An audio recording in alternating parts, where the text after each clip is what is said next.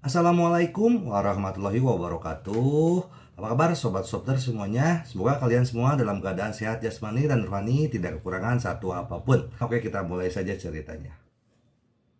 Bab 3713 sampai bab 3716. Untuk memiliki kekuatan seperti itu di dunia sekuler di mana energi spiritual kurang, bakatnya cukup bagus. Putra suci ketiga memberikan pujian yang langka kepada Chiaki Jugumiya. Faktanya, keterkejutan di hati tiga putra suci jauh lebih dari itu. Meskipun dia tidak bergerak sama sekali sekarang, dia diam-diam menggunakan kungfu untuk menahan dampak telapak tangan Gong Qiankyu. Apalagi saat konfrontasi, ia punya kecenderungan mengalami lonjakan energi. Anda harus tahu bahwa bahkan dalam persaingan antara 7 jenius dari Sekte Ilahi Taiksu, jika Anda tidak mengerahkan seluruh upaya Anda, situasi serupa akan sulit terjadi. Bagaimana mungkin tiga putra suci tidak terkejut bahwa pemimpin sekte sekuler bisa mencapai tingkat sedemikian rupa? Jika saya menggunakan keterampilan bertahan saya dengan seluruh kekuatan saya sekarang, Anda mungkin akan terluka di organ dalam Anda. Kata putra suci ketiga dengan bangga. Gelombang ini murni bualan komersial. Baru saja, pertahanan tiga putra suci hampir mencapai titik terkuatnya. Tujuannya adalah untuk benar-benar mengejutkan orang-orang yang disebut sebagai orang kuat di dunia sekuler. Gong Qiankyu memanfaatkan kesempatan ini dan menamparkan pelangi di kentut. Terima kasih kepada putra suci ketiga karena telah menunjukkan belas kasihan. Saya sangat berterima kasih. Ya, putra suci ketiga mengangguk sedikit. Dia merasa bahwa Gong Qiankyu adalah sangat bagus, dan sanjungannya pas, tidak lambat dan tidak tergesa-gesa, sangat sesuai dengan ritme pamer saya sendiri. Merasa sangat senang, dia sedikit mengangkat tangannya. Kamu tidak perlu berlutut lagi. Bangun, para elit kultus Qiankyu yang berlutut di tanah hanya merasakan kekuatan tak terlihat datang dari diri mereka sendiri, dan lutut mereka tegak tak terkendali. Tekanan sesak sebelumnya menghilang dalam sekejap. Putra suci ketiga, ini bukan tempat untuk berbicara, silakan masuk. Kata Gong Qiankyu dengan hormat. Putra suci ketiga masuk dengan kepala terangkat tinggi. Setelah memasuki aula, dia tidak sopan dan langsung duduk di kursi utama di tengah. Tentu saja, tidak ada seorang pun yang berani menolak, tetapi tidak dapat dihindari bahwa mereka merasa sedikit tidak bahagia. Ada perbedaan besar antara Gong Qiankyu duduk setelah bersikap sopan dan duduk atas inisiatifnya sendiri. Saudari junior Qiankyu, putra suci ketiga mempraktikkan ilmu pedang yang kejam, cepat dan keluarkan materi surgawi dan harta duniawi yang Anda persiapkan sebelumnya. Sue Pengzan mengingatkan melalui transmisi suara. Gong Qiankyu tiba-tiba menyadari bahwa dia telah mengetahui tentang Sekte Ilahi Taiksu sebelumnya. Murid dari Sekte Taiksu Sen mengambil jurusan ilmu pedang, dan sebagian besar darinya adalah ilmu pedang yang kejam. Praktisi harus menghilangkan nafsu selama berlatih dan mencapai hati sejati yang tenang seperti air, kejam dan tanpa nafsu, agar mampu menyentuh makna terdalam dari ilmu pedang yang kejam. Dengan status setinggi itu, putra suci ketiga harus memiliki pemahaman mendalam tentang ilmu pedang yang kejam. Pantas saja teknik pesona pemimpinku tidak berhasil sekarang. Gong Qiankyu tiba-tiba menyadari bahwa dia mengira teknik pesonanya telah gagal pada saat itu. Tampaknya setelah memasuki reruntuhan Kunlun di masa depan, jika kamu ingin mengendalikan beberapa pejabat tingkat tinggi, kamu tidak akan bisa hanya mengandalkan keterampilan menawan. Gong Qiankyu tahu apa yang dia lakukan dan buru-buru berkata sambil tersenyum. Tiga putra suci, junior ini telah menyiapkan banyak hadiah. Mohon hargai itu. Baiklah. Sajikan, senyuman tak kasat mata akhirnya muncul di wajah dingin putra suci ketiga. Dia jelas lebih tertarik pada kekayaan alam daripada wanita cantik. Gong Qiankyu mengedipkan mata, dan bawahannya mempersembahkan harta surga dan bumi yang telah disiapkan satu persatu. Ada bahan obat yang telah dihangatkan oleh pembuluh darah super spiritual selama ratusan tahun, dan ada juga harta karun penekan agama yang dikumpulkan dari mana-mana. Ada begitu banyak hal yang mempesona untuk dilihat. Terutama yang ditempatkan di depan dipenuhi aura yang sangat kuat. Mata putra suci ketiga langsung tertarik. Awalnya dia mengira tidak ada yang baik di dunia sekuler. Sekarang sepertinya itu benar-benar salah. Terutama beberapa ramuan pertama, yang tidak lebih buruk dari ramuan di reruntuhan Kunlun. Kali ini tidak sia-sia, putra suci ketiga sedang dalam suasana hati yang bahagia, dan senyuman di wajahnya semakin lebar. Qian Qiu, aku mendengar dari Peng Zhan bahwa kamu memiliki bakat yang bagus. Datang dan tunjukkan padaku. Kata putra suci ketiga sambil tersenyum. Selain datang ke sini untuk memeriksa harta karun langit dan bumi kali ini, dia juga memiliki tugas untuk menangkap para jenius budidaya untuk sekte tersebut. Gong Qianqiu merasa sedikit lega ketika nama putra suci ketiga diubah. Tampaknya materi surgawi dan harta duniawi ini telah jatuh ke mata putra suci ketiga, dan dia sudah bersiap untuk kemungkinan terburuk. Jika putra suci ketiga tidak menyukai hal-hal ini, dia akan mengorbankannya kepada Tuhan. Gong Qianqiu sangat bersemangat, maka junior ini akan menunjukkan aibnya. Gong Qianqiu mengepalkan tinjunya dan kemudian mulai menggunakan teknik melahap yang ekstrim. Karena putra suci ketiga tidak dekat dengan wanita, dia perlu menaklukkannya dengan cara lain, dan mengembangkan bakatnya jelas merupakan cara yang baik. Ternyata itu adalah teknik menelan. Melihat pusaran energi besar yang terbentuk dengan Gong Qianqiu sebagai pusatnya, putra suci ketiga terkejut. Setelah beberapa saat, energi spiritual di seluruh area aula menjadi sangat berkurang, dan secara langsung menjadi keadaan kekosongan spiritual.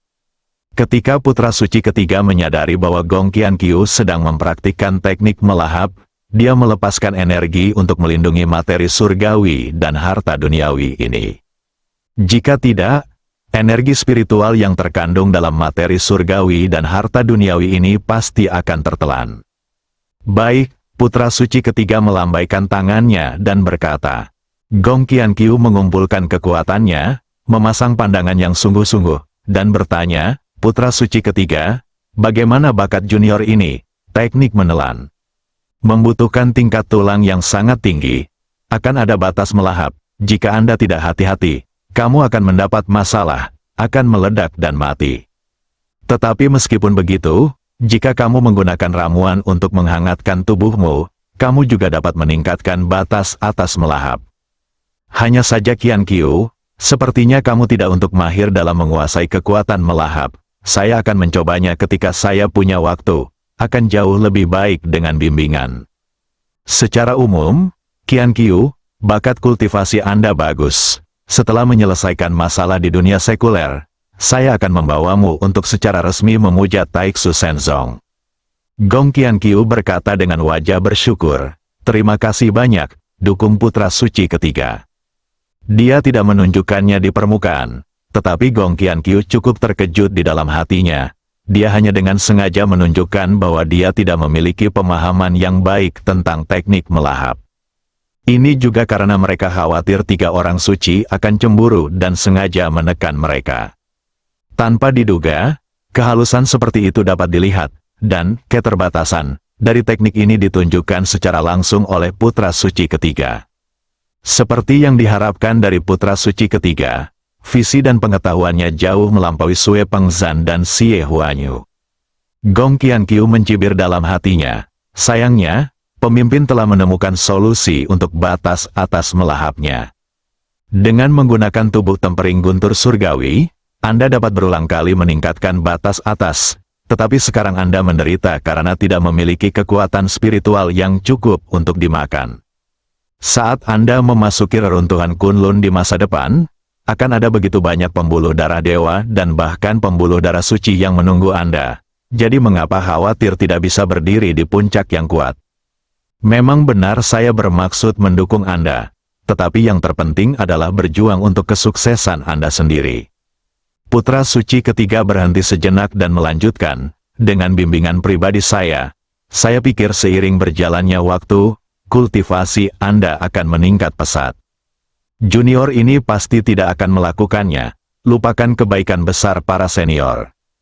Kata Gong Qianqiu langsung. Senyuman di wajah putra suci ketiga menjadi lebih besar. Gong Qianqiu dapat memahami maksudnya secepat mungkin, dan ini sungguh terpuji. Apa yang dia katakan tadi adalah untuk memperingatkan Gong Qianqiu bahwa ketika dia menjadi terkenal di masa depan, dia tidak boleh melupakan putra suci ketiganya. Bahkan di reruntuhan Kunlun, hanya dengan saling membantu kita bisa bertahan lama. Ada banyak aspek yang terlibat. Jika murid yang Anda terima sangat berbakat dan memainkan peran besar dalam pengembangan sekte, maka masternya juga akan menerima banyak sumber pelatihan. Seseorang mencapai Tao, ayam dan anjing naik ke surga, yang tercermin lebih jelas di reruntuhan Kunlun. Anak laki-laki bisa diajar, putra suci ketiga mengangguk puas. Kemudian dia mengubah topik dan berkata, saya mendengar bahwa Anda berada dalam masalah, sekarang saya di sini, Anda dapat melanjutkan dan melakukannya tanpa keraguan. Dengan dukungan dari orang yang sangat kuat seperti senior, kita bisa pasti hancurkan base camp Ye Junlin secepat mungkin. Gong Qianqiu menembakkan gelombang kentut pelangi lagi tanpa meninggalkan jejak apapun. Pergi dan bersiaplah, putra suci ketiga berkata dengan suara yang dalam, tidak peduli siapa yang menghalangi jalan, aku akan membunuh mereka dengan satu pedang. Kedatangan tiga putra suci membebaskan Gong Qianqiu, Xuan Ming dan lainnya dari keraguan. Termasuk Tianxi dan beberapa jenius dari sekte Changqiong, mereka tidak berada dalam jangkauan ketakutan mereka. Bagaimanapun, putra suci ketiga memiliki status transenden dalam sekte ilahi Taixu, terutama karena dia adalah murid favorit wakil ketua sekte. Jika ada yang tidak beres dengannya, seluruh sekte ilahi Taixu tidak akan melepaskannya. Tuan Bon, Anda memimpin sekelompok tentara elit yang mati untuk menyergap di tepi terluar markas dan membunuh semua orang yang lolos dari jaring. Dugu Xiao, Anda memimpin sekte elit Qianqiu untuk secara khusus memilih inti dan para pemimpin senior base camp untuk membunuh. Anda tidak perlu menahan diri kali ini. Kali ini Anda bisa melepaskan dan membalas dendam. Gong Qianqiu mengeluarkan serangkaian instruksi. Dugu Xiao sangat bersemangat ketika dua tentara asing dihancurkan sepenuhnya. Ye Junlin dan yang lainnya adalah kekuatan utama. Terutama di tahap akhir, Ye Junlin secara pribadi menyiksa orang-orang Qinglong dengan sangat brutal untuk menyingkirkan roh jahat mereka. Aku akan membunuh semut-semut itu dengan tanganku sendiri, dan tidak ada yang bisa merampasnya dariku. Dugu Xiao menjilat bibirnya, seperti iblis yang haus darah. Ingatlah untuk menjaga Xiao Feng, dia mungkin berguna. Jangan khawatir, Tuan, saya tahu apa yang harus saya lakukan, kata Dugu Xiao dengan hormat. Gong Qianqiu mengangguk puas dan berkata kepada anggota inti lainnya, kalian semua tersebar di sekitar base camp. Baik itu anak buah Ye Junlin atau anggota divisi penindasan, mereka semua diawasi. Ikuti perintahmu, Gong Qianqiu sudah memutuskan bahwa Tianxi harus dibasmi kali ini. Kita akan memasuki reruntuhan Kunlun, dan kita tidak boleh meninggalkan Tianxi dan Zenmosi sebagai masalah di masa depan. Dengan satu perintah, gunung-gunung runtuh. Sejak itu, seluruh sekte Qianqiu telah bergerak. Serta sekte kecil yang dianeksasi, mereka semua menjalankan tugasnya dan mengepung base camp. Sisi lain, di dalam Departemen Penindasan Setan, Tianxi juga sedang mengatur pasukannya dan melakukan persiapan terakhir sebelum pertempuran. Pemimpin masing-masing faksi akan memimpin pasukannya untuk memutus semua jalur lalu lintas utama di base camp dan tidak pernah membiarkan siapapun pergi.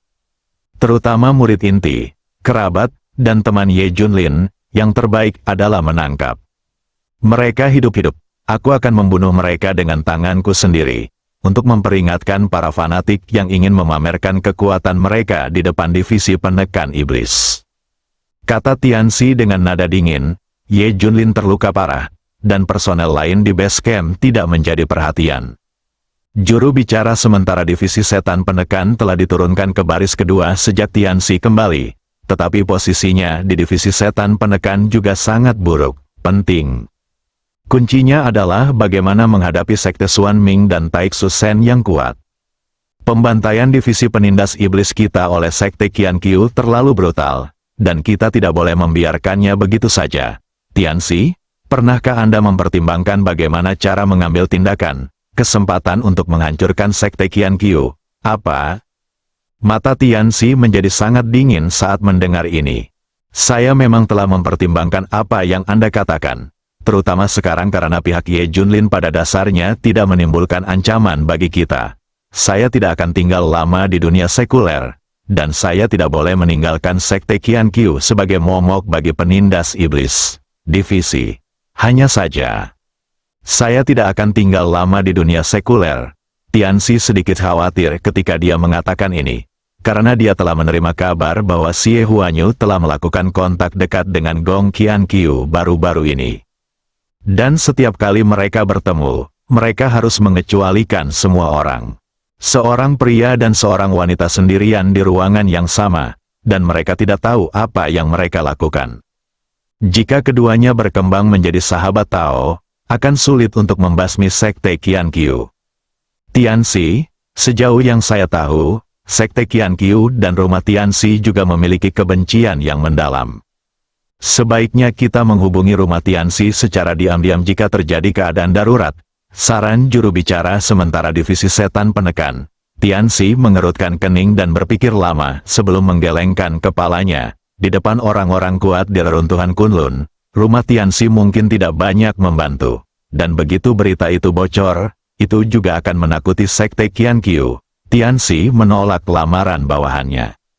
Tianxi telah memikirkannya dengan hati-hati, tetapi situasi saat ini terlalu tidak menguntungkan bagi divisi setan penekan.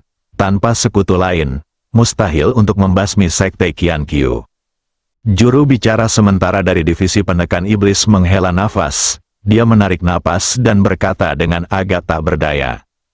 Pada saat ini, ada sedikit langkah kaki di luar, dan kemudian Xie Huanyu memimpin seseorang masuk.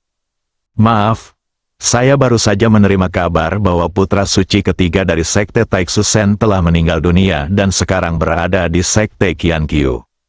Wajah Xie Huanyu menjadi sangat serius. Apa? Tianxi terkejut. Putra suci ketiga adalah inti absolut dari Sekte Ilahi Taixu. Begitu dia terlibat, Sekte Qiankyu tidak akan bisa menyentuhnya. Bahkan beberapa orang jenius dari Sekte Changqiong dan Tuan Muda takut akan nyawa mereka. Bagaimana mereka melakukannya? Tianxi bingung. Xie Yunzong menghela nafas dan berkata, dikatakan bahwa Xuan Ming dan yang lainnya mengumpulkan banyak materi surgawi dan harta duniawi, yang mengingatkan pejabat senior dari Sekte Ilahi Taixu. Petik 2. Sial, ini sangat keji. Tianxi menamparkan meja dalam kemarahan. Tanpa diduga, pada saat kritis, 3 putra suci keluar. Jika tidak berhasil, Sekte Qiankyu harus berhenti bergerak. Xie Huanyu menyarankan, saya pikir selama tidak ada konflik langsung dengan mereka, 3 putra suci tidak akan mengambil inisiatif untuk menyerang kita. Oke, meskipun Tianxi tidak mau melakukannya, tapi dia tidak berani menentang saran Xie Huanyu. Apalagi jika menyangkut pilihan terkait nasib seluruh Sekte Changqiong, Tianxi tak berani mengajukan keberatan. Rumah Tianxi, semua guru surgawi juga mendiskusikan tindakan pencegahan. Masalah utama, haruskah seseorang dikirim untuk membantu Ye Junlin mengatasi kesulitan? Ada 2 suara yang sangat berlawanan di Tianxi Mansion. Pertama, diamlah untuk melindungi diri Anda sendiri. Kedua, bantulah dengan tegas, tapi bibir mati dan gigi dingin. Setelah perdebatan sengit, guru surgawi akhirnya mengambil keputusan. Jika pihak Ye Junlin dihancurkan, kita tidak akan luput dari kemalangan. Sekte Qiankyu tidak akan pernah melepaskan rumah Tianxi. Wen Tian, bawalah 30 elit Tianxi keluar dari gunung untuk membantu. Jika perlu, kamu bisa memimpin bunuh yang musuh dengan formasi guntur surgawi. Tentu saja kita juga dapat memiliki rencana cadangan. Pada saat itu, kita hanya perlu mengklaim bahwa Wen Tian dan kroni-kroninya membelot ke rumah Tianxi. Wen Tian tidak punya masalah untuk disalahkan. Dia dirinya lebih cenderung membantu, karena dia merasa Gong Qiankyu tidak akan pernah menyerah. Pada saat yang sama, Base Camp juga secara intensif bersiap menghadapi musuh, dan koalisi 3 partai telah mengambil tindakan yang lebih praktis. Kabar terus berdatangan dari informan pinggiran. Apalagi ketika semua orang mengetahui bahwa Base Camp kini dikelilingi angin dan hujan, semua orang panik. Secara khusus, saya mendengar bahwa Sekte Ilahi Taiksu telah mengirimkan ahli puncak lainnya untuk membantu, yang membuat rasa percaya diri semua orang menjadi semakin buruk. Ini bukan apa-apa, menyerah saja dengan kedua tangan dan tunggu sampai mereka membunuhmu. Bos terluka dalam serangan itu dan nyawanya dalam bahaya kapan saja. Junjun juga pergi sebelum pertempuran. Tetapi pihak lain sebenarnya telah pergi. Orang-orang kuat bergabung dengannya. Tidak ada harapan. Apa yang kamu takutkan? Hal terburuk adalah berjuang sampai akhir. Bahkan jika kamu berjuang sampai nafas terakhir, kamu harus membuat mereka membayar harganya. Meskipun banyak orang menganjurkan bertarung sampai mati hingga prajurit terakhir, tapi jauh di lubuk hati mereka juga tidak cukup percaya diri. Tentu saja, hal ini tidak bisa disalahkan atas hati mereka yang berkaca-kaca, melainkan karena kesenjangan kekuatan komprehensif antara kedua belah pihak terlalu besar. Gunakan semua orang yang bisa bertarung, dan sangat mungkin untuk bertarung demi jalan berdarah dengan dasar bertahan. Cobalah yang terbaik untuk melindungi murid-murid muda agar tidak pergi, dan pertahankan api untuk kembali. Hubungi semua kekuatan sampingan dan minta mereka membantu membubarkan sebanyak mungkin perhatian pasukan koalisi 3 partai. Li Ziran dan yang lainnya juga membuat pengaturan akhir. Suzaku dan yang lainnya terlihat sangat serius. Mereka semua tahu bahwa peluang untuk bertahan hidup dalam pertempuran ini sangat kecil. Namun secara psikologis mereka sudah siap menghadapi kemungkinan terburuk. Bahkan bisa dikatakan mereka bertekad mati dan bersumpah melawan koalisi 3 partai sampai tuntas.